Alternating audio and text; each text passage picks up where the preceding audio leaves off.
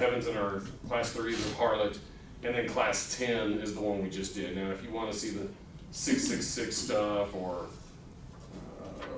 the Christ is born of a virgin, you can go back and view those, find out whichever one they're in. So that's that. Now, as we begin, I needed to do a couple of corrections, a couple of mistakes that I made that various people have helped me figure out. I told you, as you teach, you learn a lot more than just being in a class. One is, I went back to my brother and I told him, I said, hey, here's this anti-two-post, two-post stuff. And he kind of just asked me a question, and I was like, to kind of rebut what I was trying to teach him, he just asked me a question. I was like, man, I hate you. So what I ended up doing is I went to the Greek interlinear, and I looked up the word anti-two-post. It is, if you want to go look it up, it is the word, they assign each word in there, in the Bible, a number. So it's word 499. And its definition is the fulfillment of the type. So I don't know where Tom is. Was he downstairs? Do y'all know? Didn't see. Neither one of them. Okay. I'll explain it to him later, because he and I were trying to figure it out. We spent like 30, 40 minutes working on it, and we never came to a conclusion. But if you want to look at that, it's not important. One of them comes first, and the other one is the fulfillment of it. But I just thought, technically, if you wanted to get nerdy with it, like my brother likes to do, like I did, you can go look up word 499, and that will kind of help explain the type, anti-type thing. Not a big deal. I don't think it's that big a deal if you get it wrong. The second thing, and this is what happens when you stray off script. I started talking about Herod's wife and the beheading of John the Baptist, and Frances came to me after class. She's like, no, this, and I said, oh yeah, I don't know that stuff that well. I've never really tried it. And so she set me straight, and I went and looked it up and got, official with it so I could relay it to y'all. I wasn't even close. So John the Baptist is beheaded by Herod Antipas. He is married to a woman named Herodias. Herodias was Antipas's brother's wife, and then he died, so she's now a widow, and so now Herod Antipas marries her. John starts calling him on it, and that's when she gets real mad about it. Herod Antipas was he kind of respected John. He didn't want to kill him, but he got tricked by his new wife and the daughter that came in and danced for him. That is not remotely close to Herod Agrippa, and Herod Agrippa II, because shortly after that, John the Baptist beheading, I think Herodias,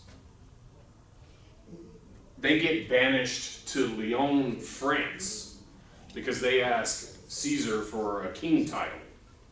And so they get banished, so they're gone. So now it's Agrippa comes in, and Agrippa has kids. He has Herod Agrippa II.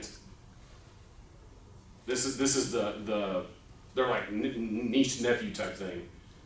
So Agrippa is the nephew of Antipas, I think. I think it's something like that. Well, he has kids. He has Agrippa II, and he has Bernice. They are brother and sister. They are not husband and wife. I thought they were married, but they are not. And she's a scoundrel. She's trouble all over the place, apparently. You can go read about her. And eventually she gets in and goes to Rome and gets mixed up with somebody over there, and the Romans forced her out, kind of like a Cleopatra type situation. She was a Roman, and so they didn't like her. So she was forced out. But anyway, not important for what we're doing. I just didn't want it to not be corrected. I didn't want to give y'all bad information. But again, that's what happens when you go off script. I wasn't prepared to talk about that. It just came into my head as I was talking. All right. Where we were 3 weeks ago, it was terrible timing on the break. Terrible timing because we're right in probably the thickest, hardest part of the book. And if y'all remember last time we were here, I think most of you were, maybe not all, but what was the big point that I was driving home the first half of the class? Do y'all remember?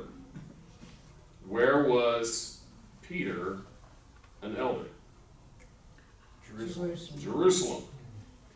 And he says there at the end of 1 Peter 5, the elders here at Babylon salute you and wish you luck during all this persecution. Right? And remember the dispersion.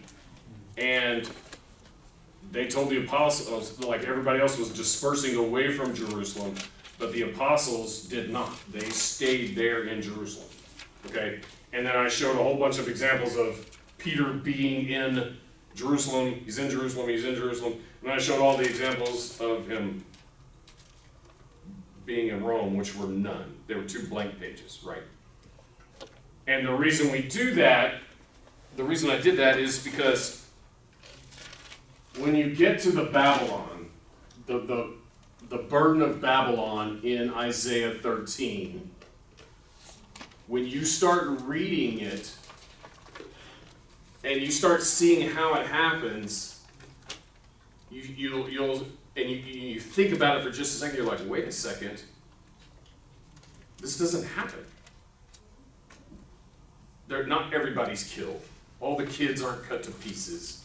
The whole land is not desolated. Everything in the town is not destroyed. Nobody would ever live there again. All of these things don't happen. And when you start going to BibleHub.com or whatever it is, and you start reading all the different commentaries on what they say about Isaiah 13, they say, well, it says this and this and this, but that doesn't happen. This is not talking about literal Babylon in 539 BC falling to the Medes. Literally, because he says in verse 17, I'm going to bring in the Medes. So they call it mystical Babylon, figurative Babylon. It represents something that's going to eventually happen in the future.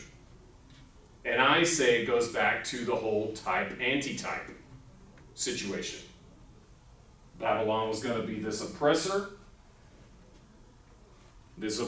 of God's people. He was going to send in this foreign nation to end that oppression and free his people.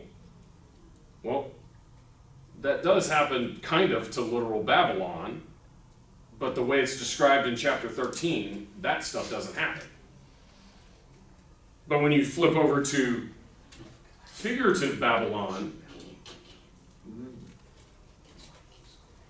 trying not to just make up something. I don't like doing that. I don't like any time, well, let's just start picking random stuff. Well, I don't want to do that. Because you'll be there all day comparing theories and stuff. So let's just take something out of the Bible that is called figurative Babylon or spiritual Babylon or mystical Babylon. And I think with that 1 Peter 5 verse, Peter being an elder at the church of Babylon, saluting them with his son Marcus, to me that's a good place to start. So that's kind of makes it okay to use Jerusalem as a guess. That's not a proof. That's just okay, let's just see if it works. I'm okay with using it as a guess for what mystical Babylon represents. Now, let's try to prove it. And so what we're going to do here over the next couple of times that we meet, we're going to go through each of the verses in chapter 13 and chapter 14 and apply the verse to Jerusalem in the 1st century AD. And we're going to see if it fits. We're going to use other verses in the Bible to see if it fits. We're going to use historical accounts to see if the stuff actually happened. We'll be using Josephus. We'll be using these things to see. And I'll kind of give it away at front, otherwise I wouldn't be teaching class. Every single verse lines up to Jerusalem. I'll show it to you, and I'm going to take my time doing it as well. The commentators, I forgot to mention this last week. What's up, Cody? The commentators, when they talk about it, they say, it says this, but it doesn't really happen. This is talking about mystical Babylon, but most of them don't get into what they think mystical Babylon is. Okay? They just say it represents something, but it's for sure not talking about literal Babylon in 539 BC, because none of this stuff happens, other than it's the means. And then when you get over to chapter 14, those same guys who won't make a guess, that they're non-committal on it because they're not sure, and I don't have a problem with that, it's hard stuff, they start creeping in, well, this verse here in chapter 14 is clearly pointing to the 1st century. And then another guy will be like, this verse here has fulfillment in Christ in the 1st century. And always remember in your head, Isaiah is the Messianic Prophet. He's always pointing to that 1st century, right? And so these commentators who won't make a guess on who Babylon is, they kind of piecemeal guess exactly what I'm saying. Because their guesses where they say, this verse here in chapter 14, and I've got them, I've got their words. Once we get to chapter 14, I've brought into the slides all of their comments so that you know it's not just me saying it. But they will make a guess, or they will say this verse applies to the 1st century. This verse applies to the 1st century. They just need to take one more step, connect the dots, and they'll be able to see that Jerusalem in the 1st century is this mystical Babylon, where Peter was an elder. He was the apostle to the circumcision, right? So that's what we're going to do. We're going to go through and we are going to look at each of these verses, and we are going to plug in Jerusalem for mystical Babylon, and we're going to see if the verse works. Oh, turn your Bibles, get your Bibles out, because I want to be able to go back to Isaiah 13 constantly. Isaiah 13, we'll start in verse 5. And again, you will not hear this anywhere else. I don't know if that's a good thing or bad. Isaiah 13:5. He says, they come from a far country to deliver this judgment against mystical Babylon. They come from a far country, from the end of heaven, even the Lord, and the weapons of his indignation to destroy the whole land. And I'm not going to get in here and say that doesn't happen to literal Babylon every single time. We know it doesn't. We already went over that. Let's just focus on, does this happen to Jerusalem? Well, you go back right to their beginning. He gives them the warning. This is in Deuteronomy. This is right at the beginning. They're still in the wilderness wandering. They're about to cross over the Jordan. They're about to start their nation. The Lord shall bring a nation against thee from afar, from the end of the earth. This one says heaven, this one says earth. God is going to use this outside nation as his weapon to bring about this judgment, this punishment. This is written in 1400 something BC, I think. Might have been written a little later, but it was happening then. Isaiah 13:5, that's in 700 something BC. And they say the same thing. They come from a far country, from the end of heaven, even the Lord, and the weapons of his indignation to destroy the whole land. Deuteronomy 28, the Lord shall bring a nation against thee from afar, from the end of the earth, as swift as the eagle fly. A nation whose tongue thou shalt not understand. Latin, not a Semitic language, right? All of the history guys, you help me out here. All of the languages here were kind of similar. They're all the Semitic languages. They could understand each other. No, different language. Not close. A nation whose tongue thou shalt not understand. A nation of fierce countenance, which shall not regard the person of old, nor show favor to the young.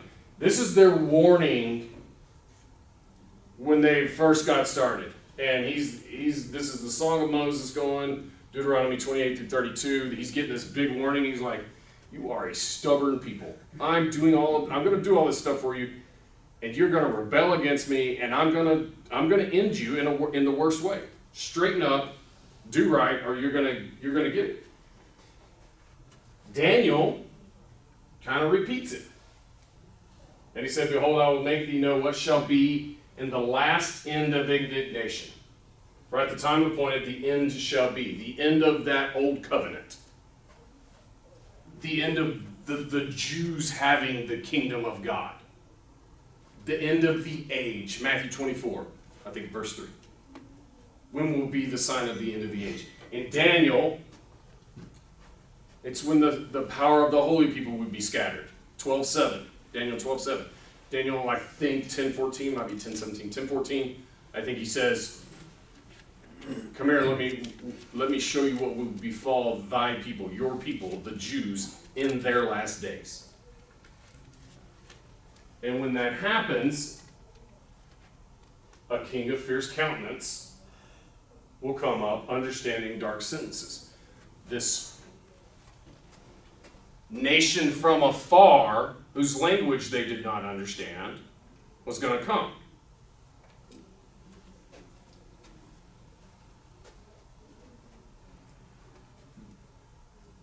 Does 13:5, does that work with Jerusalem in the first century? Absolutely. You have multiple verses, I think. Do I have more? Oh, no, I don't. You have multiple verses saying the same thing. I'm going to bring a nation from afar to deliver this indignation. The weapons of his indignation to destroy the whole land.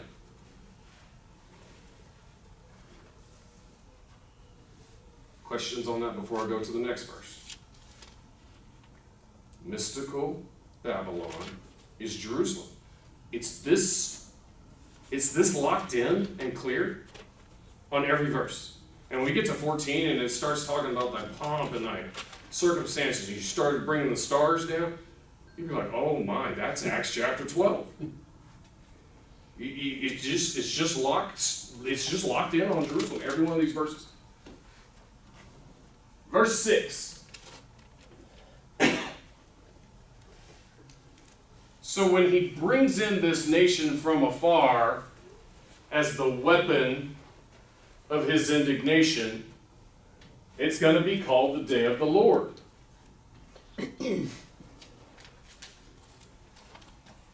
It's going to be a destruction from the Almighty. When he brings in a nation from afar to destroy mystical Babylon, that's called the day of the Lord. When he's destroying Jerusalem in the first century, is that called the day of the Lord? Look at Malachi. Malachi 4:5. Behold, I will send you Elijah the prophet. You should be reading John the Baptist, right? I will send you Elijah the prophet before the coming of the great and dreadful day of the Lord.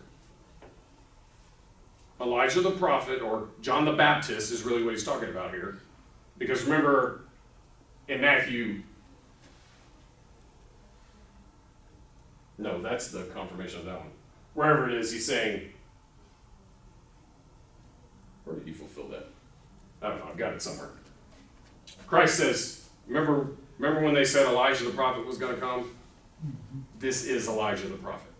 He does it a couple of different times. If you will hear, if you will understand, John the Baptist is Elijah the prophet.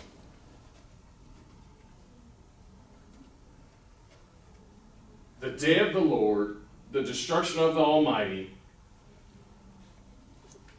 is used when it's talking about the destruction of Jerusalem there in the first century. In Malachi, he's talking to the Jewish priests. For behold, the day cometh that shall burn as an oven, and all the proud, yea, and all that do wickedly shall be stubble. And the day that cometh shall burn them up, saith the Lord of hosts. It shall leave them neither root nor branch. It's getting rid of that. They are removed from the kingdom. We understand this root branch thing because it's in the New Testament. We understand he is taking them out.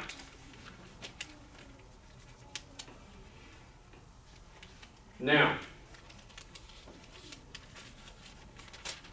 Isaiah, this next part, I want to kind of tease you with it. I don't want you to get bogged down in it. But I do want to mention it, and then you can come back in a couple of years or whatever, and you can like really dig into it once some of this stuff is settled in. But in Isaiah chapter 40,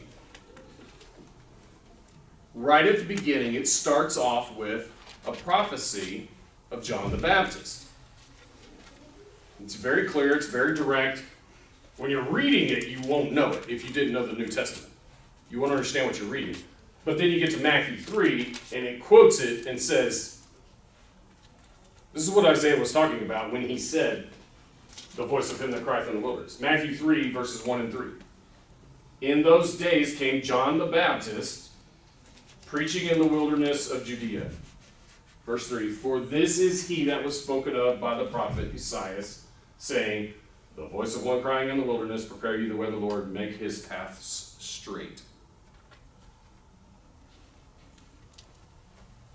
So before the day of the Lord, you were going to get John the Baptist. In Isaiah, not 13, but when you get into the 40s, you get the prophecy of Babylon. You get it again. Now, and this is the part that I kind of wanted to go real slow on. Isaiah is typically said to be in two halves, if you're familiar with the book. And in the middle, there's this 4-chapter, this little kind of, it's not really prophecy, it's just kind of 36, 37, 38, 39, just kind of explain off the rest of Hezekiah's reign. It's historical, there's no prophecy in it. It's like reading a historical document. It's a quick little history lesson for 4 chapters. So you have you have all of this first half of Isaiah dealing mostly with the Assyrians. You have lots of other stuff scattered in that we're now on. Then you have this 4-chapter break. And then you have 8 verses on John the Baptist, which is weird. And then you go for another 8 chapters on Babylon. What may be 8 chapters on Babylon. We're gonna get to the 40s when we get there. We'll talk about whether it's figurative, literal, type, antitype, whatever. I was just gonna say that so much on John the Baptist because he was the forerunner of Jesus Christ, and the glory of God, of comfort and redemption is seen in Jesus Christ. Yes, and even more to the point of this class, maybe not more importantly, but more to the point of this class, John the Baptist timestamps this so that they will know when. Does that make sense? This stuff can't happen until John the Baptist comes. All of this destruction, all of this, the day of the Lord, and I will send you John the Baptist, I will send you Elijah the prophet before that great and terrible day of the Lord. So it's not going to happen until John the Baptist comes. So once John the Baptist comes, that's when they can start looking for this transition from Judaism to Christianity. Yeah. People should have paid attention. He was getting it ready for Christ. Yeah. I mean, the words, they just couldn't figure it. Well, no big deal, just talking. Some of them did. Most of them probably not. Anyway.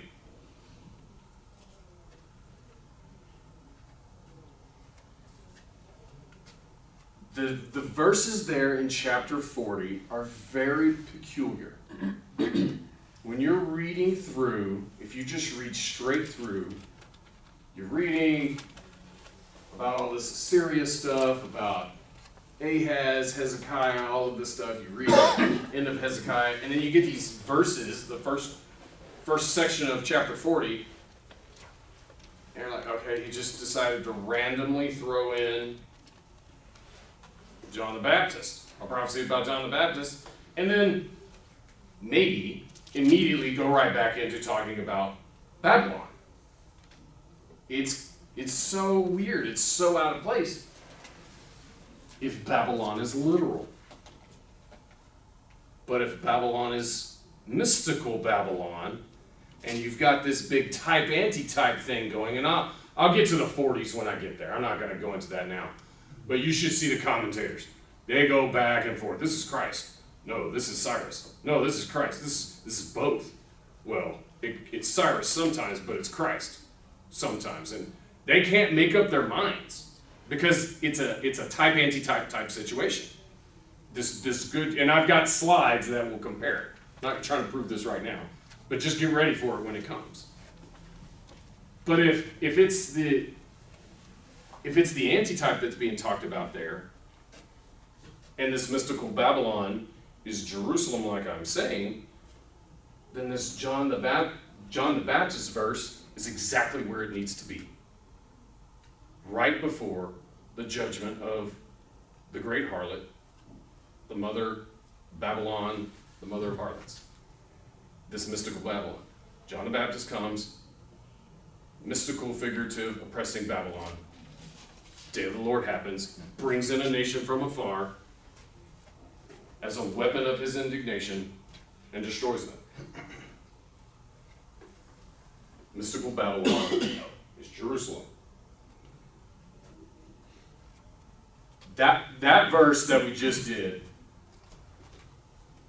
and dealing with the 40s, hopefully by the time we get to the 40s, which is not going to be anytime soon, hopefully that will, our second time through, will sink in a lot more and it'll become a lot more clear of the point I'm trying to make. I feel like I'm not doing a very good job with it. But verse 7, kind of an easy one, kind of simple. We just need to see if it fits. So when he brings in this nation from afar to be the weapon of his indignation,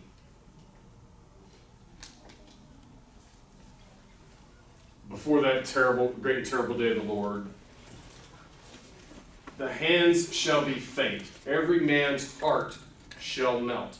What does that imply when Jerusalem is destroyed? Because Ezekiel kind of covers it. Set the faces towards Jerusalem, just to let you know it's talking about Jerusalem here. I'm against thee, I will draw forth my sword. And then in verse 7 of chapter 21, every heart shall melt, and all the hands shall be feeble. mystical Babylon, Jerusalem, they experience this fear in the same manner when they're getting their ultimate destruction, when the anti-type version of the destruction happens. And I added this doesn't really have anything to do with what we're covering here, but you can contrast it to what they're telling the Christians there in the first century. Hey, when this comes, the Jews, they're going to have hands that be faint and their hearts will melt. Don't do that. You stay strong. Let's lift them up. Let's stay strong in the face of this tribulation, all of this bad stuff that's going on. Tom even made a reference that this has to do with Moses in crossing. Lift up the feeble hands to being delivered from the oppression. That's more of an Egypt reference than a Babylon reference, but it's still the same stuff. We'll get to Egypt in chapter 19, and guess what? I'm going to be saying the same thing. Verse 8. How am I on time here?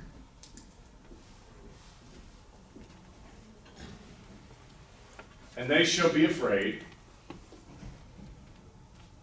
When would they be afraid? When he would bring a nation from afar as a weapon of his indignation to deliver his destruction to them, to where they would all be afraid, their hands would be feeble, their hearts would melt with this fear, and pangs and sorrows shall take hold of them. They shall be in pain as a woman that travaileth. Have you ever heard that phrase before? But you can almost feel it like You better watch out. You better watch out. There's women in here. I don't know what that feels like. I've heard it's bad. But I was thinking about this verse today as I was getting ready. Like today, I'm about to get in so much trouble. Watch. Like today, it's not as big a deal, right? We'll throw stuff. But we have all the modern medicine, we have the whatever, painkiller, stuff like that. Relative to even back in like medieval times, I watch a lot of medieval shows. And when the queen was going to have a baby, it's like the most stressful scene in the movie. I hate them. You don't know if that baby's going to die, that mom is going to die, if the baby's going to die. That's a big deal. It was a very big, so I can't imagine even going back to this time and going through the child labor. Yeah. With women today, you got it easy. Uh-oh. It tells you. It tells you. No, but it hurts, right? It's a painful thing that they're going through. It's in all the movies I've seen, that's exactly right. It's intense and scary. This is the way I watch those scenes. I won't watch them. I'm not that tough of a with person. you on that, yeah. But I don't like the blood guts either. Yeah. It's just But they're in there, in all those movies. They're having the next king, you know. It's stressful. They're good at making the movies, and you just forget the movies. Just go back in history and like, this one died in childbirth. This one died in childbirth. You've got to find an actress that can scream. If she can't scream, she can't have that role. Yeah. Put it down. No, I believe that. Okay, so when this day of the Lord comes, when this destruction from the Almighty comes, when He's bringing in this nation from afar to do to be the weapon to deliver the judgment, they're going to be going through pains as a woman that is in travail. We're talking about labor pains here. Does this apply to Jerusalem? Micah 4. But in the last days of the Old Covenant, in the last days of the Jewish age, in the last days of the Jews being God's people, when is the end of the age? When is the sign of thy coming? When is this temple going to be torn down? There in the first century. But in the last days, and I always say it, but in the last days of the Jews, which is not entirely accurate, but that helps me to understand it. But in the last days it shall come to pass that the church of Christ would be established. That's what that means. That's what that phrase means. The mountain of the house of the Lord shall be established. The Christian church, Christianity, it's the transition. We're leaving the last days of the Jews, of Judaism, that old covenant, and we're starting the Christian age. That happens only one point in time in the first century. The mountain of the house of the Lord shall be established in the top of the mountains, and it shall be exalted above the hills.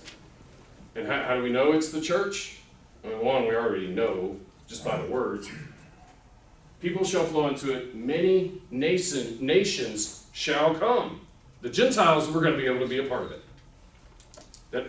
That change only happens at one point in time, the first century. You're told about it all through the New Testament.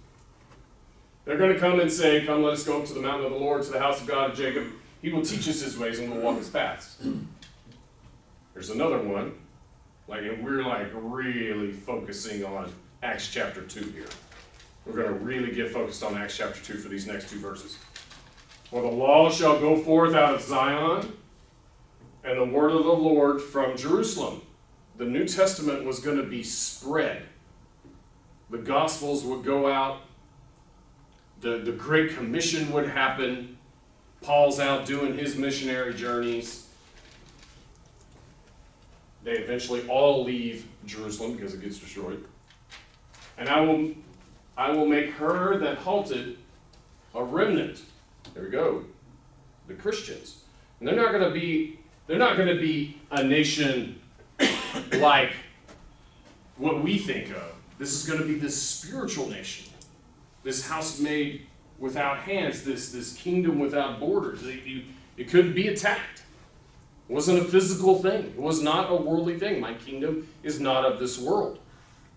And all nations could flow into this spiritual nation.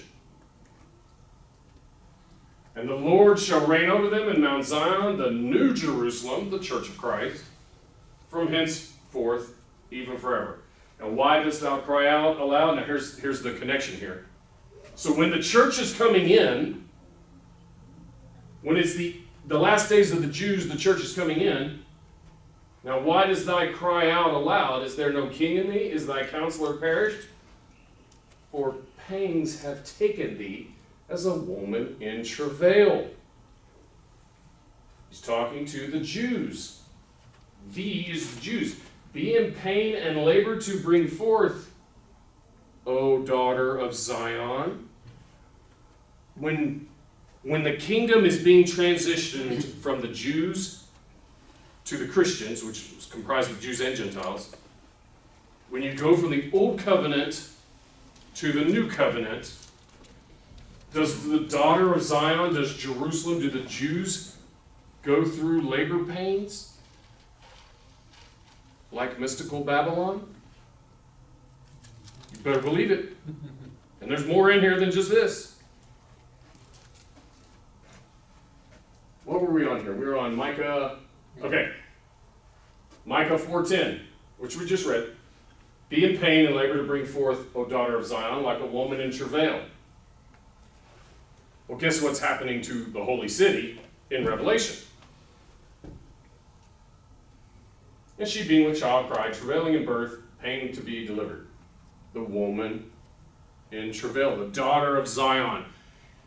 You're going to get into, and again, I don't want to get too far ahead of myself, but when you get into the 50s, we kind of touched on this when I had Tom come up and talk about the ketuvah and how she was a widow and she was losing all her heirs and stuff like that. The daughter of Zion, this spiritual kingdom, or the God's kingdom, was losing her heirs, the Jews. But you're going to see in the 50s how he brings in this innumerable number of Gentiles to fill the tents, to become the heirs. They are adopted in. They are now the heirs. That's the child that is being born here. It's painful, right? Having a baby is painful. Women, am I right? Yeah. But is there something cool at the end? My parents thought so. No? My daughter just goes, no. My daughter's in here, by the way. I don't think she's been in my class yet. Taryn, stand up. She said no again. Wave. She's back home from college on holiday break, and it's nice having her. She's thinking about Missouri. She don't want to be in here.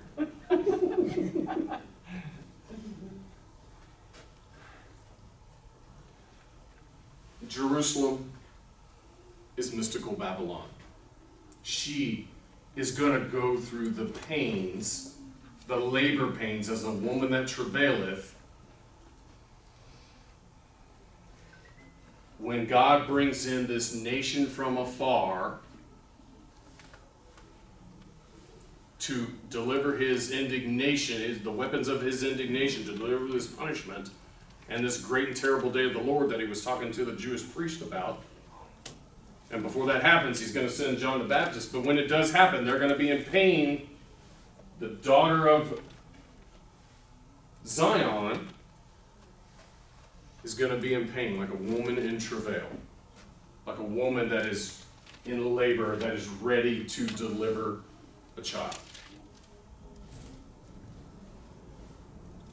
Everything you see in chapter 13 applies to Jerusalem in the first century. It's about the transition. Isaiah is the Messianic Prophet. The book is about the transition from Judaism to Christianity. And guys, when we get past that 40s section, when we start in the 50s, the only thing you have left is Christ comes and the Gentiles are going to be a part of the church. That's it. That's all the last 15, 16, 17 chapters talk about. The Gentiles would be added in. Remember what I started this class off with, Isaiah 62, verse 3, 2, 3? So that the world would see. So that the Gentiles would know. That's the point of this book. The whole book. Not just a little section of it, not a little chapter. Yeah, there's some Assyrian stuff in there. Sure, Hezekiah's in there. But the overall theme is the Messianic Prophet. The transition from Judaism to Christianity. Their land, when the strangers from afar come in and deliver that wrath, they come in as the weapon of their indignation. He's going to send John the Baptist before that great and terrible day of the Lord, where they're going to be feeble and faint and scared and go through these labor pains. Their land is going to get laid desolate. Does that happen to Jerusalem? Well, assuming Isaiah 13:9 is talking about Jerusalem, it's already said it. We're not even halfway through the first half of the book of Isaiah, and he's already told the Jews very directly and specifically. Here he's doing it metaphorically. But the other 6 times is not metaphorical, it's very direct. Concerning Judah and Jerusalem, hear ye rulers, give ear ye people, your country is desolate. This is that prophetic perfect. Hadn't happened yet, but it's a done deal. It's for sure going to happen. Your country is desolate. Your cities are burned with fire. Your land, strangers devour it. There's that stranger part again. He's going to bring in strangers from afar, whose tongue you would not be able to speak. In your present, it is desolate. It is overthrown by strangers. It's Jerusalem. Every one of these verses applies to Jerusalem in the first century.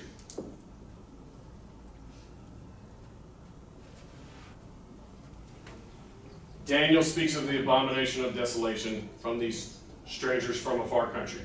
Christ says when you see the abomination of desolation, Matthew 24, And in Luke 21, he doesn't say abomination of desolation. He says, when you see Jerusalem encompassed about by armies, by the Roman armies, get out. Don't get your stuff.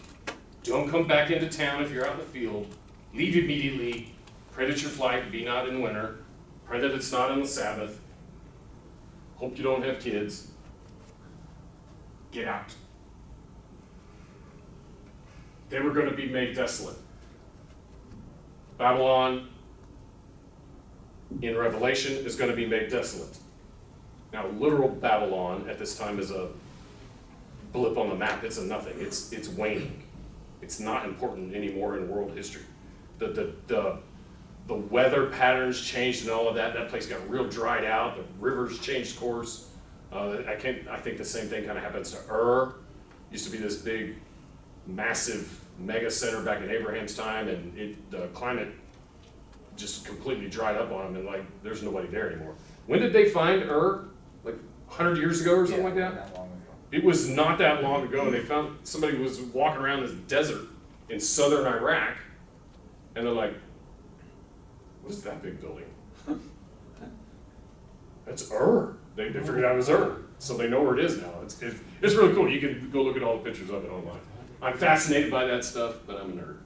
So, Revelation 18:19, they cast their heads, they cried weeping and wailing, saying, "Alas, that great city, wherein were made rich all that had ships in the sea by reason of her costliness, for in 1 hour she is made desolate." Does that apply to Jerusalem?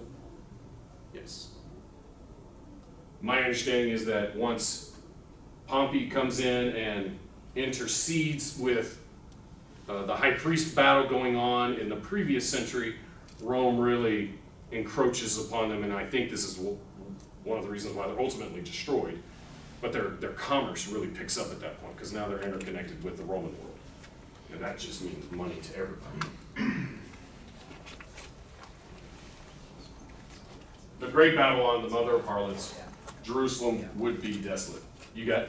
I was just gonna say, the devouring and all that stuff is, it points to Rome more than anything, because, say like, Alexander the Great, when he comes through and conquers everything, he doesn't devour the land like he's talking about. Alexander basically left everybody alone, didn't do anything, whereas the Romans come in and completely devour the land. They take all the riches from it. They take everything. They're like a from locust army. Exactly. That's the Joel version of it. That's why you can look at Rome specifically here as opposed to other conquerors who came in through the area who never did that. Thank you. You know, We have a doctor and a master. And it's so nice having them in here. So it's great. You guys, I'm so glad y'all are here. It's so fun for me. It's so nice to have the tool of, you tell me more about this, because I know what I know and it's not a lot. 13 years of college is not wasted. I think we're gonna end there, because guess what we're back to? This is my favorite subject in all of this eschatology type talk. The heavens and earth. We're back to the heavens and earth, right? And if you guys remember class 2, for those that were here for class 2, this should be just triggering every alarm in the world. Oh yeah, this is Judah and Jerusalem. This is Hebrews chapter 12, the end of it. This is Matthew chapter 24. This is Revelation chapter 21. I have several slides on this, and I want to go through it all the way again. For those of you that got it the first time, it's going to be redundant, but we do have people in here that were not there for that. And it's that important. It's that important. So we'll go through these slides again. We'll go through the Hebrews 12 again. We'll go through Matthew 24 again. The sun, moon, and stars. Hear ye heavens, give ear, O earth. The sun, moon, and stars were going to cease to give their light. And Revelation 21 says, you're not going to need that leadership. You're not going to need that light, because Christ will light the way.